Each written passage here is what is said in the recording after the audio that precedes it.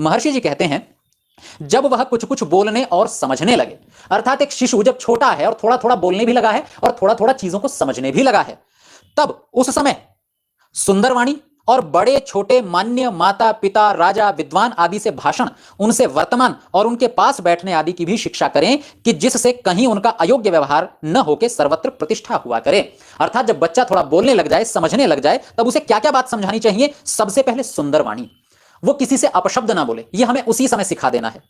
बड़े छोटों का मान्य, यानी कि बड़ों के साथ कैसे व्यवहार करना है, छोटों के साथ कैसे व्यवहार करना है, दोनों से ही सम्मान के साथ व्यवहार करना है, लेकिन दोनों के साथ ही थोड़ा व्यवहार अलग होगा। जैसे आप छोटों को काम के लिए आदेश दे सकते हैं, बड़ों को आदेश नहीं दे सकते। अगर हमारे पास कोई छोटा बैठा है तो हम उसको बोल सकते हैं पानी लाइए, लेकिन अगर कोई बड़ा बैठा है तो नहीं बोलना चाहिए पानी लाइए। यद्यपि घरों में एक परंपरा है, लड़कों को अलग महत्व दिया जाता है, लड़कियों को अलग महत्व दिया जाता है। अगर लड़की कहती है कि मुझे पानी दे दो तो कहा जाता है खुद लेकर पी लेना, और अगर कोई लड़का पानी मांगे तो तुरंत एकदम मां उठेगी और उसे पानी लाकर देगी। यद्यपि बच्चों का ध्यान रखना चाहिए, लेकिन बच्चों को साथ में यह भी सिखाना है कि अपने से बड़ों को आदेश नहीं दिया जाता कभी भी। अगर कोई बहुत अधिक आवश्यकता है ही तो उनसे प्रार्थना की जाती है, निवेदन किया जाता है।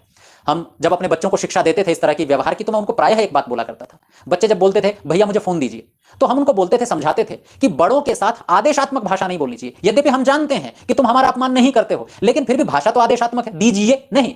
आप अपनी बात रखिए कि भैया हमें फोन चाहिए, क्या आप दे सकते हैं। यह निवेदन है, यह प्रार्थना है। तो जब भी बड़ों से बात की जाती है, निवेदन पूर्वक बात की जाती है, न कि आदेशात्मक बात की जाती है। और विशेषतया ध्यान तो यह रखना है कि बड़ों को कोई काम बताना ही नहीं है, कार्य केवल अपने छोटों को बता सकते हैं। इसलिए बच्चों को यह सिखाएं कि आपका व्यवहार क्या होना चाहिए बड़ों के साथ और क्या व्यवहार होना चाहिए छोटों के साथ।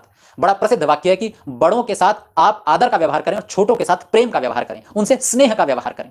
तो ये दोनों चीजें अलग अलग हमें बच्चों को सिखानी चाहिए। और क्या सिखाना चाहिए, हमें तो गुरुकुलों में सिखाया गया और हमने भी अपने बच्चों को गुरुकुलों में सिखाया है, छात्रों को सिखाया है। उनको सिखाया है कि अगर बड़े आपके साथ हैं तो आप बड़ों से पहले नहीं बैठ सकते, पहले बड़े बैठेंगे तभी आप बैठेंगे। बड़ों से ऊंचे स्थान पर नहीं बैठना। मनुस्मृति स्पष्ट कहती है एक छात्र को क्या ध्यान रखना है कि वो कभी भी अपने गुरु से ऊंचे आसन पर न बैठे। बल्कि मनुस्मृति तो यहां तक विधान करती है कि एक बालक, एक छात्र अपने गुरु से अच्छे कपड़े तक न पहने।